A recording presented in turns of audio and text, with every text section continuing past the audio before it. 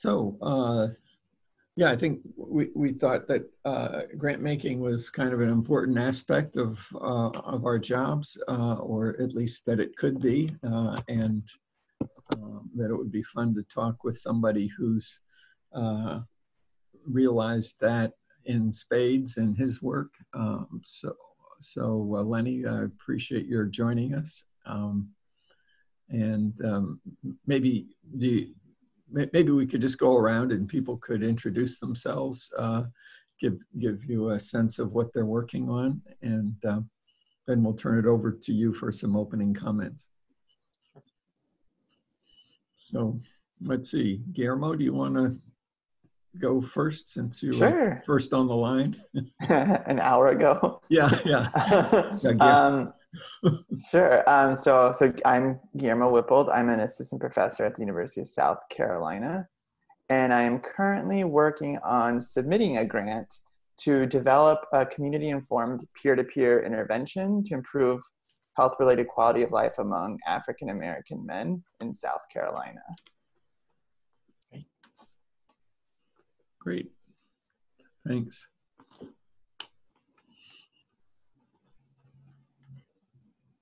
Victoria, would you like to go next? I'm just sort of following the layout I have here, kind of counterclockwise, or clockwise, I guess. Yeah. Hey, Lenny, it's good to see you virtually. Thanks so much for taking the time to join. These days, candidly, I'm working on surviving. So, but in the work arena, when it exists, the primary area of research has been technical assistance as a strategy for capacity building, and moving into the 2021 year, my aspiration is to prepare some type of grant pertaining to the topic. In some ways, it is a new area of research for me, and so I think developing that grant brings some additional challenges because I don't have a portfolio of experience in this area.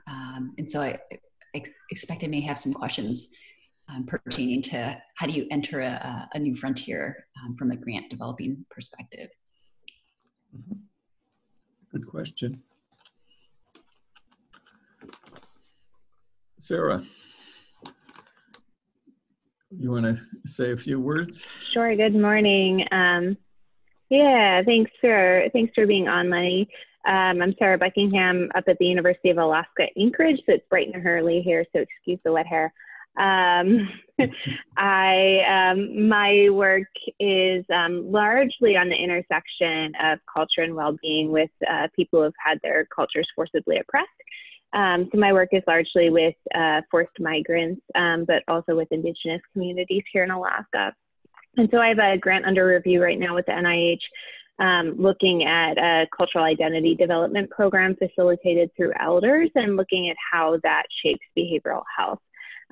We actually got really good news that it's likely it'll be funded this coming year, which will be good, but we're also, in the throes of COVID-19, we're trying to figure out what adaptations we might need to the intervention since it was supposed to be in person. So we'll see how things are going, but more largely my program of research is around culture and mental health.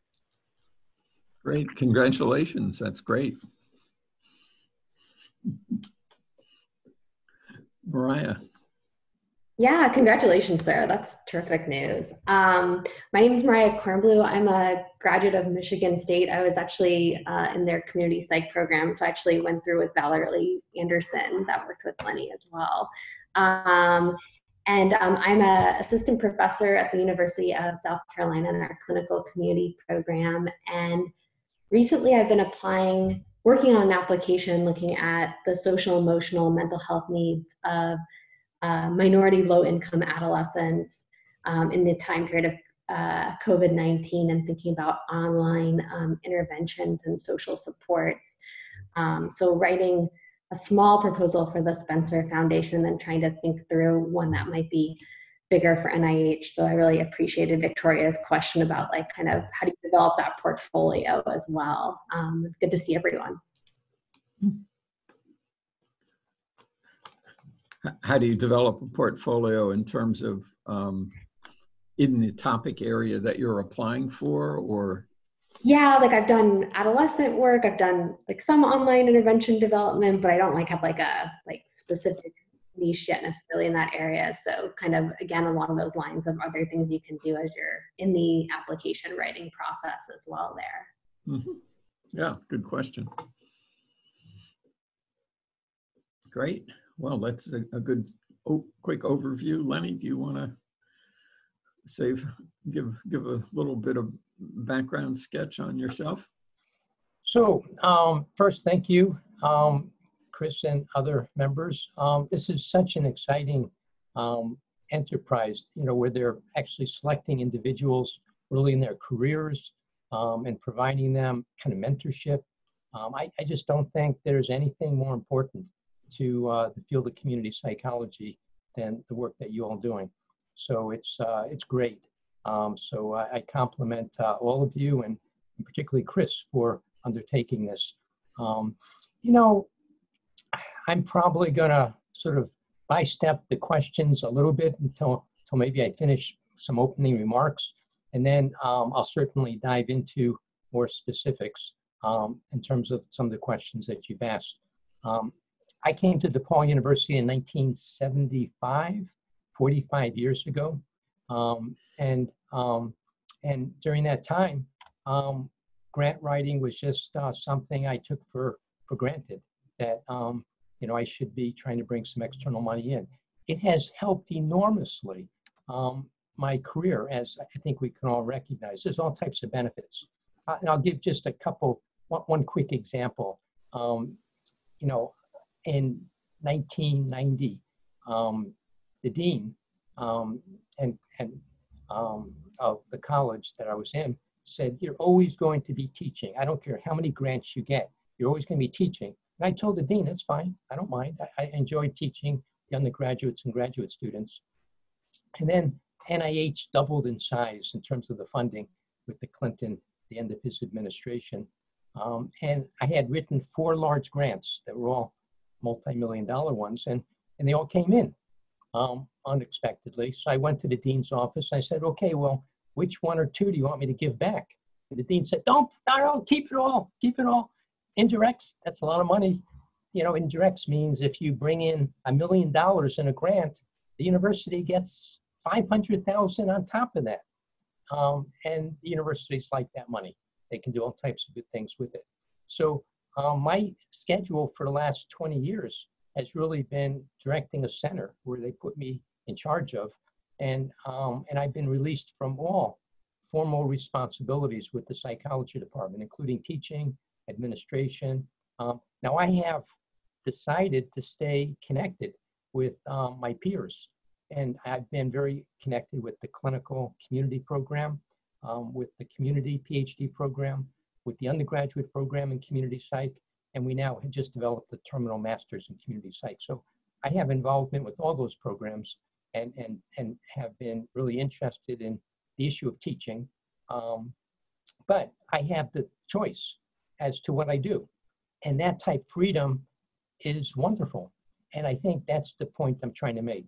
To the extent you have your own resources, you have, in a very entrepreneurial way, more options, more degrees of freedom, more choices.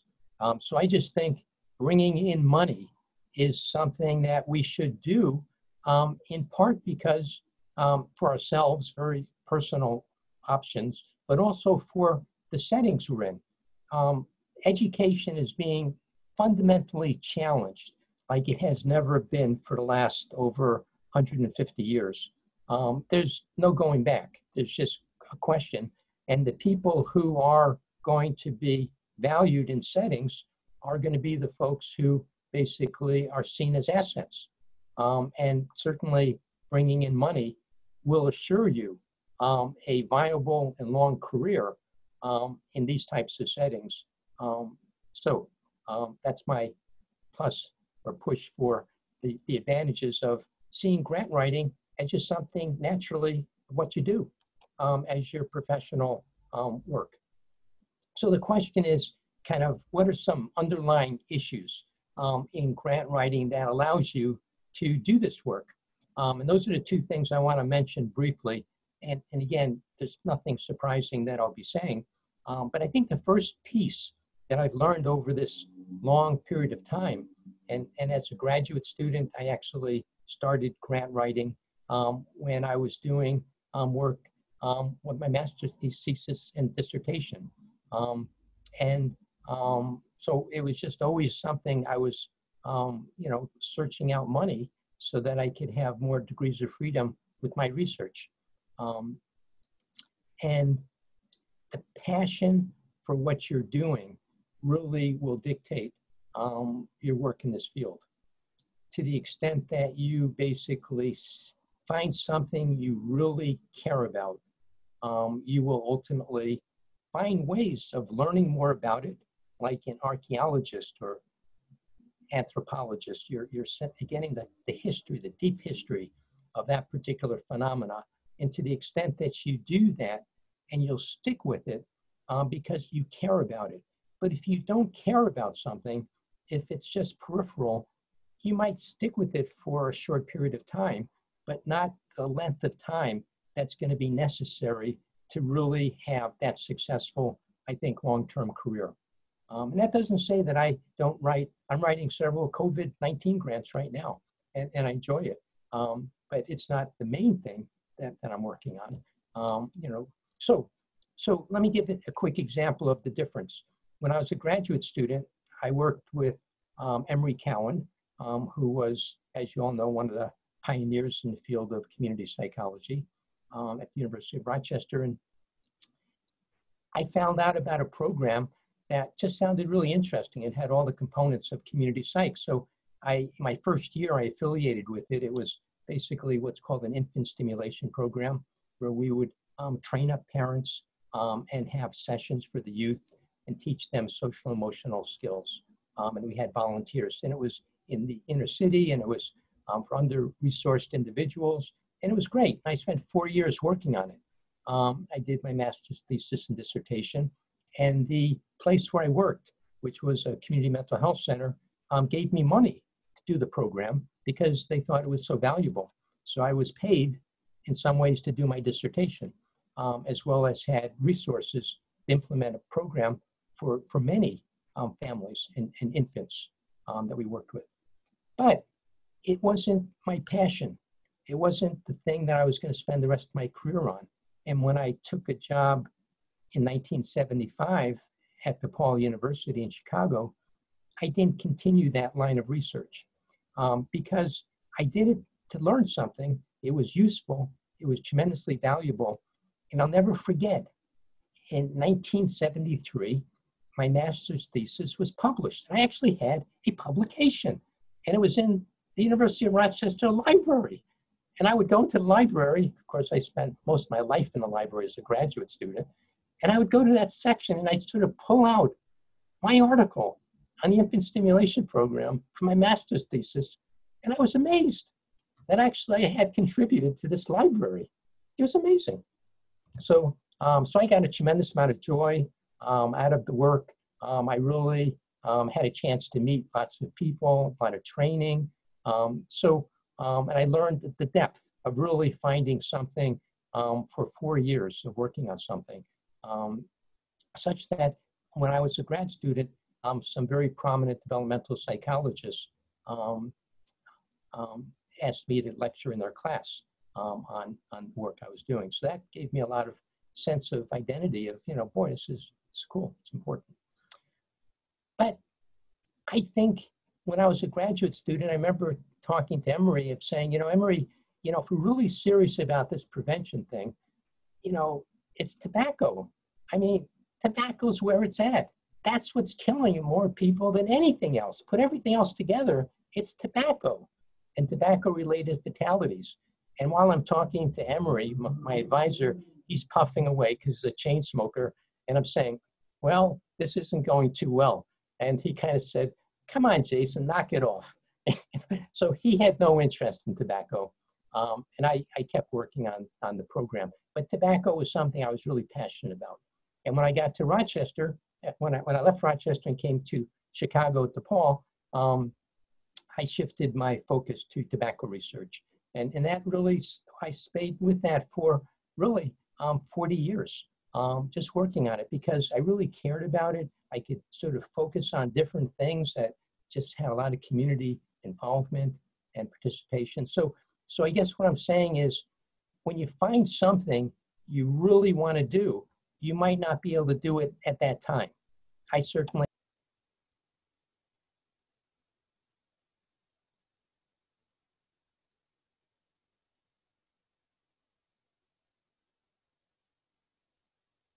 I think you accidentally muted yourself. How about now? Can you hear me now? Yeah, so again, tobacco is just interesting that, almost half of males were smoking in the 1960s. So it certainly wasn't considered something that a lot of folks were investigating, or I had a career in it as a grad student. But when I got my flexibility, that's what I focused on for many years. So find something you really care about, stick with it, and you will find things will come to you, and you'll be able to do the things you really, and you'll stick with it. And that's the key thing. Why do you stick with something? And let me just kind of emphasize sticking with it and why that's so important. When I started doing work with recovery homes, which is, again, a substance abuse issue, and I was talking to the founder of the Oxford House organization, Paul Malloy. I met him in 1991 after a 60 Minutes interview that he had on 60 Minutes. And when I heard about what he was doing, I said, this is community psychology. There's no professionals. They're implementing, the houses, each one's democratic, self-governing. And I said, wow, I could work in this thing for decades. So I saw him on 60 Minutes. The next day I called him on the phone. I've never done that before. I've never done that since. So follow your instincts. And I said, I'd like to work on this project with you collaboratively. And we've had a 30-year relationship. So the reason I kind of mentioned that is for 8 years, I wrote NIH grants and SAMHSA grants and Illinois grants. 8 years, probably about 10 grants. None of them were successful. And the reviewers kept saying, well, if you really want to study recovery homes and you think that they're effective, you've got to do a randomized study. And I said, you can't do randomization with a house that has a selection. They decide whether they're going to let you in. So how do you do randomization if each house is deciding who they're going to let in to become their household members? So about after 8 or 9 years of working on this, I told Paul, I said, Paul, we're probably not going to be able to get an NIH grant, although I had been building my relationship up with him over that period. But the interesting thing is, at that point, he said, okay, we're going to make it work. And he helped me actually be able to work on a randomized design that actually was successful in getting funding. So the reason I kind of mention this is what sustained me over 8 or 9 years of writing one grant after another, because I was passionate about it. I really believed in it. I thought it was so cool what they were doing. I met those people. I had a chance to really hear their lives.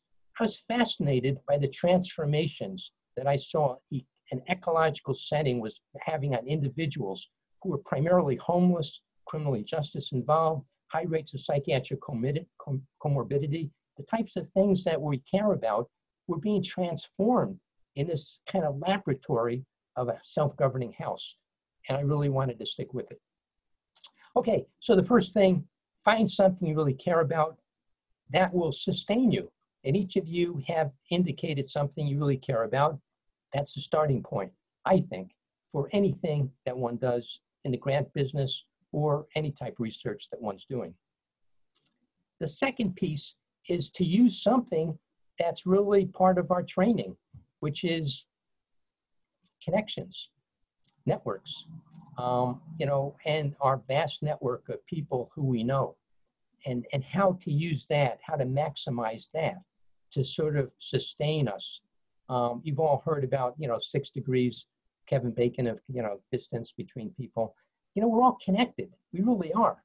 And how do we see those connections and use them to help us with our opportunities to be successful with grants? So when I was a graduate student at Rochester, one of my volunteers on infant stimulation who I was training was a guy named Harold Pearl. And Harold Pearl, I wrote a letter of recommendation for when he went to the University of Maryland, Baltimore County. No, University of Maryland, College Park. That's when they had their program there. It was a clinical community program. He got in, he got his degree in clinical community, a doctorate, and then he went to NIH and he became a program officer. And my first Oxford House grant, he was the PO, the project officer. So I remember kind of saying to Harold, Harold, how did I treat you when I was supervising you? He said, nice, okay, good. So this tells you, wherever you're working, it doesn't matter where, just treat everyone really kind and careful, because you never know when they're going to be in charge of you. So in any way, that's a connection. But there's so many of these types of connections. So that's an unusual one. But I do think that there's ways of sort of getting yourself connected. And when you're connected, it does make a difference. And getting back to the Oxford House, you know, another thing that helped me get my first grant was, you know, they finally placed a community psychologist on the review committee, and they didn't have one on the review committees. And once there was a community psychologist on the review committee, fortunately for me, I had someone who knew what I was trying to do. That was the first time. So again, a connection. It turns out that I actually knew that person. I didn't have a bias, or I didn't have a conflict of interest with the person, but certainly that helped tremendously. So what does connections mean? Connections mean if you can find out for your particular program who is in charge of the review process. And at NIH, there's someone called a scientific review officer, or SRA, Scientific Review Administrator, and that person puts the review together. They often are publishing who is on the review. So you can go to a website and actually research all the reviewers. And what happens if you find someone on that review committee who you know is very simpatico with your research? That helps. But you can also look at that review committee and find out that there's someone on it who really dislikes, theoretically, philosophically, the work you're doing. Well, you can be sure that that's going to be a tough place to get a review, and a successful one. And it's possible that you can, you know, with some scientific review officers for some foundations and some government work, you can actually put your name in and seeing if you can start reviewing. And if you start reviewing, there is no better way of getting connected than actually becoming a reviewer. So if you become a reviewer, you're becoming an inside player. And again, you're all trained in community psychology. That's it. That's the function. You've got to get from being an outsider to an insider. And anything you do that can get you to an inside level, that's the key to success. Figure out the system. So here's another thing one can do. If you give a name to a scientific review officer, advisor, that you say, I want these people to be reviewers, they will not review them at all. They're not considered.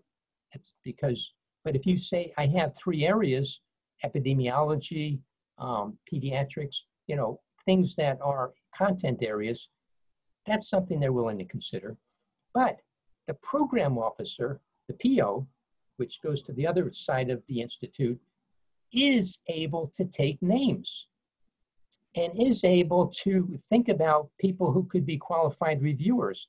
And some program officers are willing to share those names with the scientific review officers so that you can, in a sense, help get what I think of as a fair review, so that you just have competent people. So you can call your program officer and say, you know, my grant is on this committee, and this committee doesn't have anyone on it that really has the expertise to review my grant. But here's 3 or 4 people who have very specialized expertise. So for example, on social networks, RCNA, or things like that, very technical things that a lot of people have never been trained in. And the program officer can give those names to the scientific review officer if they want to, and then the scientific review officer can decide whether to select them as an ad hoc reviewer. So you see, those are some ways of getting in the system. Just a couple like quick examples. So anyway, I've gone on for probably way too long, which is, but I wanted to sort of cover those two areas, and I wanted to make sure I kind of give a chance to kind of field some of your questions. And I know you've already asked some, but maybe I can kind of just give you a chance to react or to follow up on some of the things that you're wondering about. I know that a couple of you had asked about how do you start? How do you get started in this area? Because it seems a little bit kind of overwhelming. And maybe I can just try to take that question because I know that came up a couple times. I think a really good place to start is kind of locally at your own institutions or your own settings where you know the people. There it is, connections. For my infant stimulation program, I had worked at this community mental health center as an intern, you know, for several years. So when they wanted to give me money to sort of expand the program, I said, bring it on, you know, happy to get money. So I was connected with the source that I didn't even have to apply for the money. So I got my first grant without having to write a grant proposal. So there's a connection. And when I came to DePaul University, there was a foundation that basically was supporting some research in schools. So I moved some of my research to schools in the 1970s and 80s. And they said that they had a contact there who was very interested in supporting research at DePaul. So again, I had an inside connection. I didn't approach the foundation blind. I approached the foundation with people who knew folks there. What an inside, you know, connection. But if those things aren't available, many institutions have a program within the setting for awards. And you can check out whether there's a fund within your own setting. And many settings today do have those. If you do have those, you can often get a couple $1,000. As an example, COVID-19, big, everywhere. So DePaul University sent out something saying, we want to fund, you know, 5 proposals. We'll give up to $25,000. So I said, okay. I wrote a proposal for $25,000. I had a couple of my associates help me with it. We wrote it on one day and we got it. You know, one day's work, $25,000, it's not bad. So, you know, again, we had an interest in this topic because, you know, we're very interested in ME, CFS, myalgic encephalomyelitis, chronic fatigue syndrome. And in a sense, there's a certain percentage of people who get mono, which is caused by Epstein-Barr virus, who don't recover. And every virus, every of these very significant viruses, including the Spanish flu virus, has a certain number of people who never recover. So I'm interested in post-viral issues. So it really fits in very nicely with a large body of research that I've been doing for many years. So it wasn't a hard switch to focus on this. So finding local sources that are relatively not high response costs, I think is a great way. And being connected with stuff and finding something really passionate about. I think those things all kind of weave together in terms of how one can, you know, get some experience with doing this. By the way, I should mention SCRA has funding. Some of you are probably very well aware of that. And those are small grants, and why not? It looks great for your Vita. You know, get those small grants. And I know there's been a temporary lapse in some of them, but it'll come back. You know, there'll be grants available. And I think that's a great way to get some experience and confidence. Yeah. So let me stop there, and I'll kind of give you a chance to ask any follow-up questions.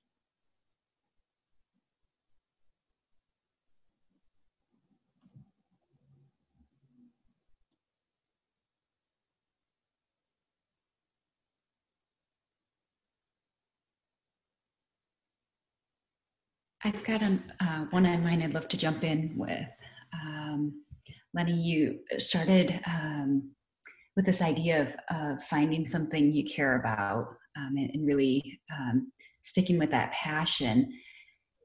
And that has always rang true for me. And then simultaneously, it's run head on with the practical realities in the way of where funding is available and not available. And so I've had what feels like a dual concept in the way of, here's an area of passion and interest for me, but there's not a lot of funding support available for it.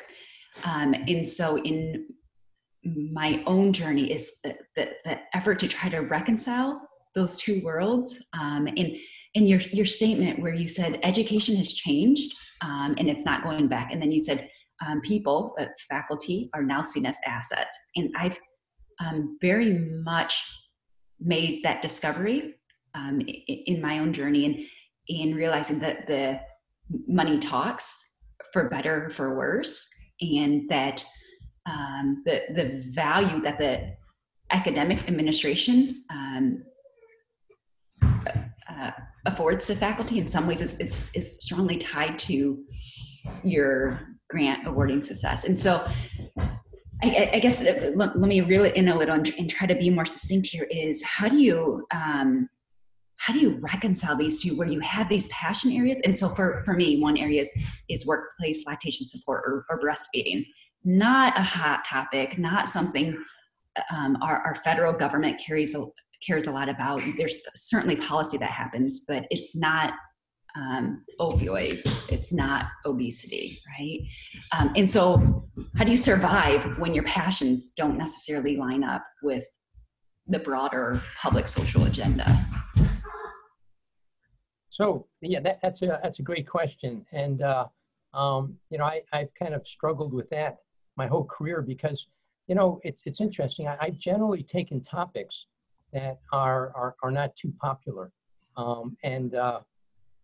You know, when I did basic epidemiology and chronic fatigue syndrome, MECFS type work, you know, basically the review committee said, this is a very rare disorder and there's no reason you want to do community-based epidemiology. There's not enough people. And I said, well, the reason you're saying that is because you had inappropriate research being done by the CDC that has a myth, and it's just not true. So, you know, I was up again, and I had to challenge the review group, which I did. And they said, you can't challenge it. And I said, watch me. I said, you don't have an epidemiologist on the review committee. How can you be reviewing an epidemiological grant? So then they put one of the top epidemiologists in the country from Johns Hopkins on the review committee, and he blasted my epidemiology grant. And I said, great, at least I have a baseline. I know what they don't like, and then I can fix it, which I did. So again, you know, my whole career has been dealing with topics, recovery homes. That's another area where, you know, most addictions researchers focus on treatment. And that's what they're interested in. They have total control of these 28-day programs. And I'm interested in a post-treatment environment where you go into a home and you stay different amounts of time.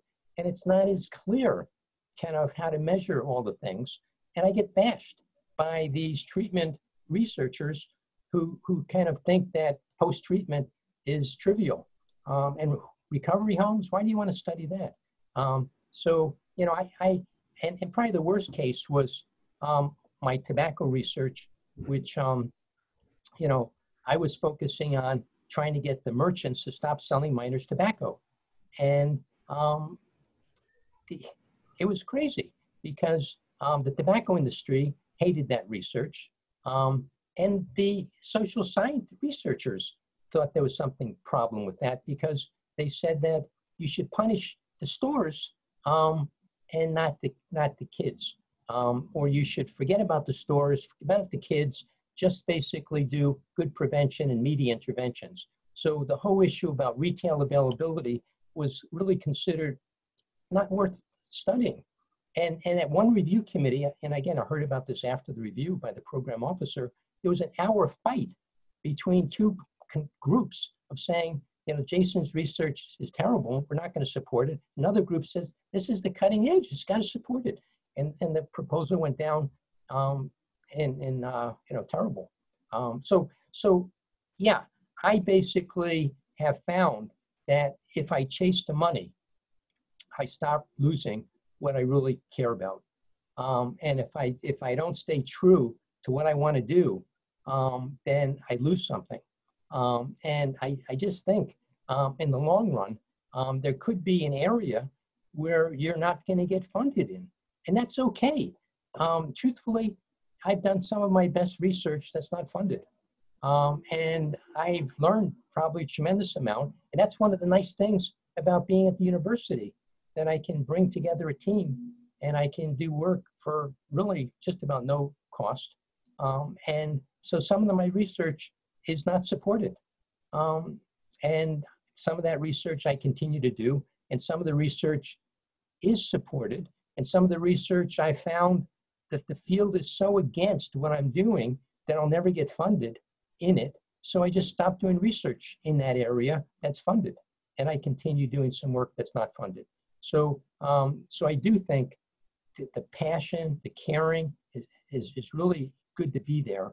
And that doesn't mean if someone wants to give you some money, you know, I'm not against having money being directed toward us, as long as it's ethical. You don't want to take money. I've had money offered that's not ethical. That's why I kind of say that. Believe me. You know, when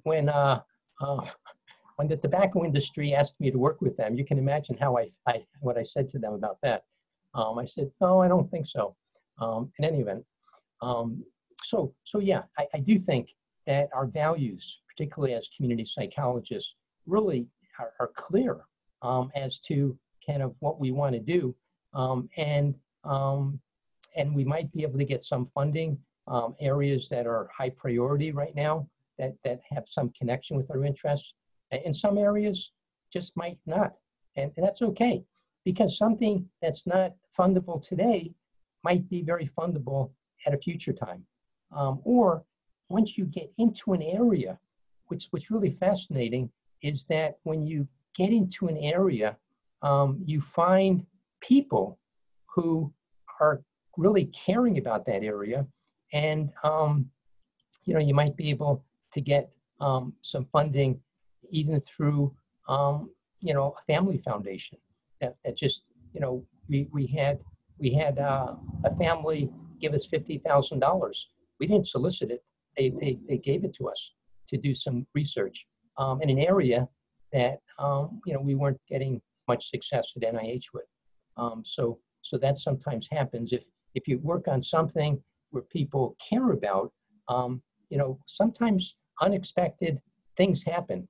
And remember that intuition, you know, that I kind of mentioned. You know, stick with that intuition. You know, really, you know, if you feel something is right, you know, it doesn't have to be logical all the time. Matter of fact, I think kind of, you know, behavioral economics, if you believe in that stuff, you know, we make a lot of choices that are not rational. And, you know, that's okay. Thank you.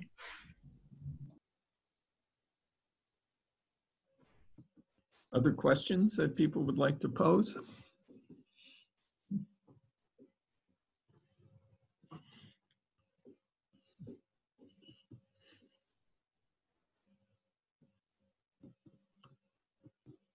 So, Oh, I had a question. I mean, a lot of, I know there's a lot of, for junior faculty members, sometimes to get like a statistician on a grant that's much kind of smaller than like a huge grant funded project. I've been told that you want to get a statistician that has a name or reputation within that funding agency. I'm wondering kind of what strategies you used in the past to like build collaborations with like a methodologist to support that. So I mean, I do network analysis, but I don't necessarily do like longitudinal design. So like those types of things, like how do you kind of build collaborations with folks, especially being more junior and, you know, the grant might go through, they might not go through kind of situations as well. Yeah, you know, we often think that money drives all our collaborations and our efforts. You know, certainly if you can get, you know, someone with a reputation, that doesn't hurt. But often, you know, people with, you know, reputations are sometimes pretty busy, and, you know, they might not be necessarily interested in what we have to say. You know, really, you know, finding somebody who is competent and qualified, you know, really, you know, I was able to, you know, get a very good guy who was kind of mixed models type researcher when he was a graduate student, and he worked with me, and, you know, then he became very famous. But I got him before he got famous. So that didn't hurt. I give you an example. About 10 years ago, and because I know you do some social network work, you know, we found that in our recovery homes, that if you had one friend, close friend, who, you know, with the IP, important people inventory, you said this is a close friend who lived in the recovery home, that was the reason that people stayed there 6 months. And if they stayed there 6 months, 2 years later, they were in great shape. That was it. If they could find a friend that they could connect with, that helped them stay to get an adequate dose of this recovery environment. And then at 2 years, the success rate was amazing for that group. We just about everyone who was in that category. So we said to ourselves, gee, this is important. We've got to study relationships. And it was just like a finding. So I looked at the literature, and there's a guy named Schneider who does RCNA. What's cool about RCNA, and it's very few people use it. It's really comes out of sociology. And the nice thing about RCNA is it's bidirectional. So it talks about complex networks so that I can influence someone else can influence me. And it's not just, you know, unidirection. It's bidirectional. And it's so, so I called him up, and he said he doesn't have time. Of course, he's invented the damn thing. So, you know, he's pretty busy. But he said, you know, this guy, John Light at Oregon Research Institute, would be someone to contact. And so we contacted him about 7 or 8 years ago. He's a sociologist and a mathematician. And we've been working with him, you know, since then. And then, so we had a sociologist with him. We had myself, a community psychologist. We had Ed Stevens, a graduate of our program, who is, you know, extremely gifted with mathematics as a community psychologist, and he understands systems. We had a guy named Nate Dugan, who is a social worker at Ohio State, who looks at kind of simulations and also Siena and multi-level models. And then we have a guy named Mike Stumiller, who's a data analyst who used to work for Gerald Patterson in the 1970s and 80s. So we have all these people from different disciplines who are all coming together to try to understand what's going on in these recovery homes. It's complicated stuff. It's very mathematical. A lot of it is, I can barely keep up with it, with all these different opinions, but that's what we should be about. We should be bringing together all these networks of people to understand complex community phenomena. And that's exciting if we can do that. And yes, if you have a grant and you can bring them together, it's probably helpful. But if you don't, you know, there's people who might want to work with you because they're curious or they're looking for some new opportunities with a data set. So yeah, I do think that it's something that we can do. I think we should do it. But by the way, our field talks about multidisciplinary efforts. So I would say that to the extent, you know, I spend as much time in medicine as I do in psychology today. And my closest collaborator is at a hospital, Lurie Children's Hospital. He's a pediatrician. And we've been working for years. And he stores blood samples. Blood samples where we look at, you know, sort of cytokines and things like that. And, you know, we have a data set of 4,500 college students. We have blood on all of them in deep storage. And so, you know, we've got people who kind of metabolomics, you know, what the hell is metabolomics? Well, you know, it's a biological topic, but that's okay. You know, we should be thinking about how we can bring these folks from different visions and disciplines and methodologies, because we can't be trained in all these things. We can't, but we can be like the quarterback or the person who tries to bring it all together. That I think is what the best role that we have, when we can really sort of do that. And I don't think we spend enough time talking about that. But I do think that is something, it gets a little bit away from grants, but it could be directly related to grants. By the way, NIH is particularly interested in translational research. And for those of you who have heard the word translational, that means behavioral stuff that we do, and the other like medical stuff that our collaborators can be doing. So yeah, this is the direction, you know, certainly that NIH is going. And remember, they have billions of dollars that they give out. So why shouldn't we get some of it?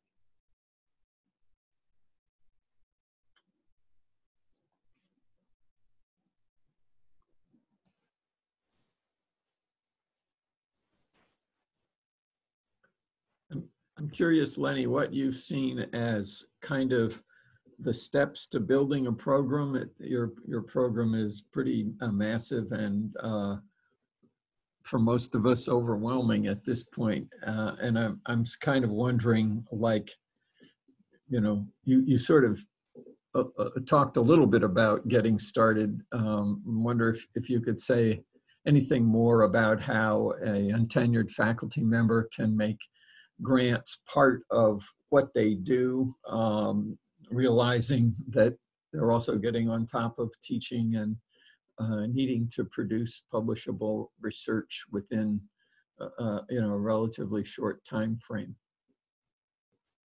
Yeah, the short time frame is tricky, and I know that, you know, a lot of faculties are going to be asking you to try to secure funds.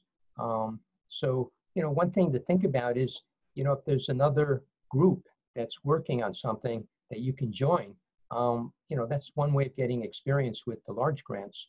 And you can see if your institution supports that type of collaborative work. So that's one way of going.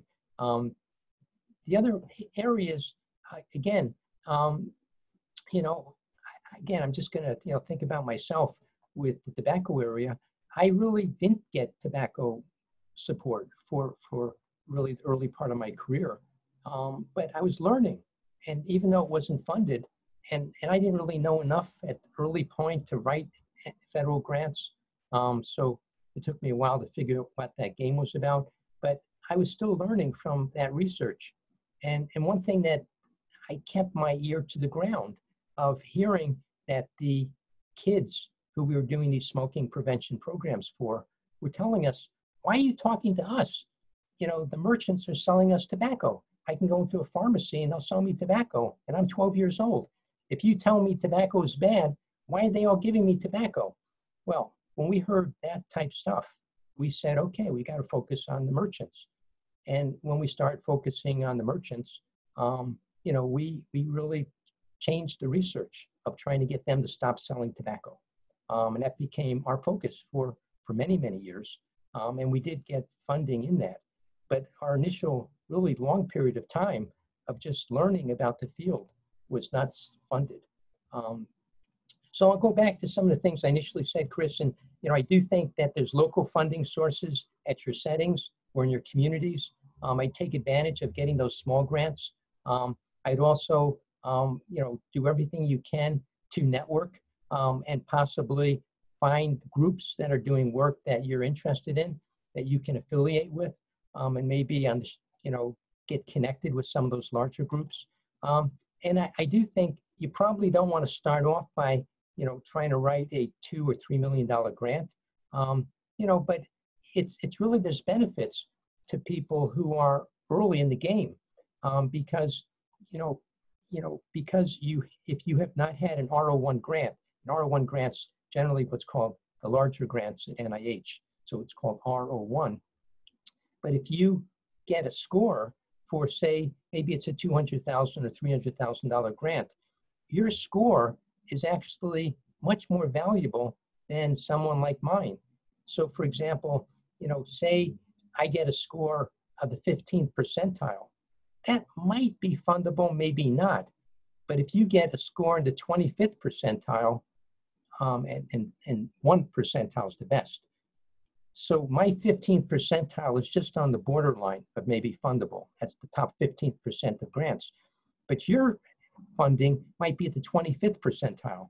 So if your first 10 years you don't have an R01 grant, they're more relaxed in how they're going to make awards. So you actually have an advantage to put in for NIH grants that, and I would say take advantage of it if you can.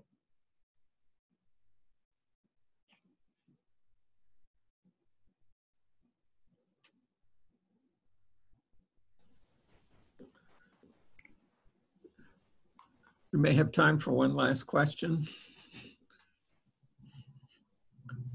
This is just, have you ever thought about writing a book about securing an NIH grant? We were talking last time, Sarah and I, about how difficult it is, right? We both have 2 books, but how difficult it's been to find like a good guide about applying for an NIH grant. And I feel fortunate that I have a mentor here at South Carolina who's got a long history of NIH funding. And, there really is kind of like a framework of like how the grant should look that you don't pick up by reading like the SF 424 on NIH's website, right? So have you ever thought about writing a book? So I actually haven't, but thank you for the suggestion. Maybe, this little kind of session we've had today, I can circulate that too and see if it's useful to others. I do think that, it's a little bit scary to go into this area. And a lot of people, it's probably very comparable to, when you haven't published something and you're sort of saying, what's it like to publish? Or like getting into graduate school. It's kind of like, am I going to get in? Am I good enough to get in? So I think, all these things are challenges we have.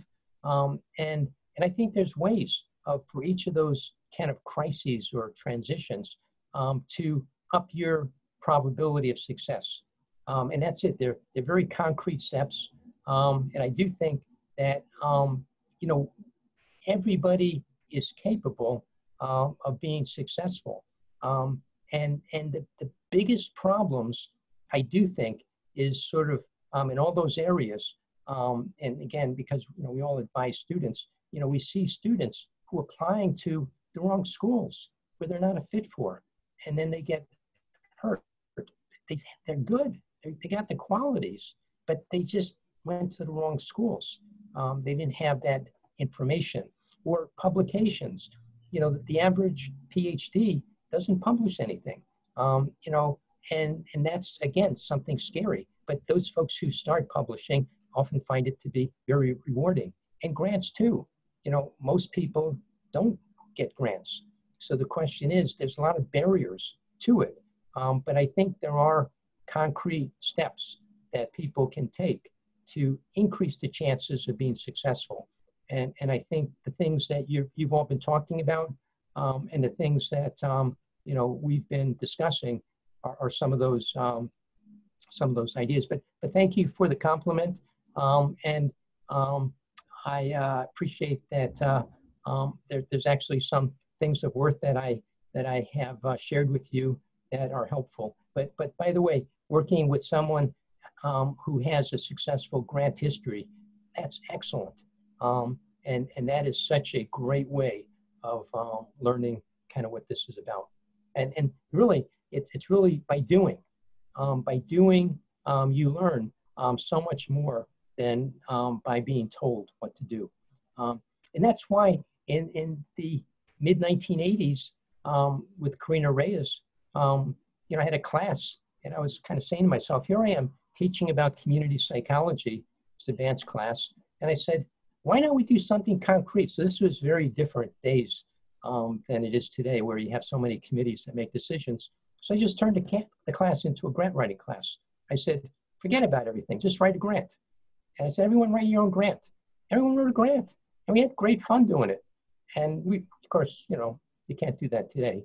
But that was it. It was just doing it was really what was important, rather than kind of, you know, talking about all the issues. So. Great.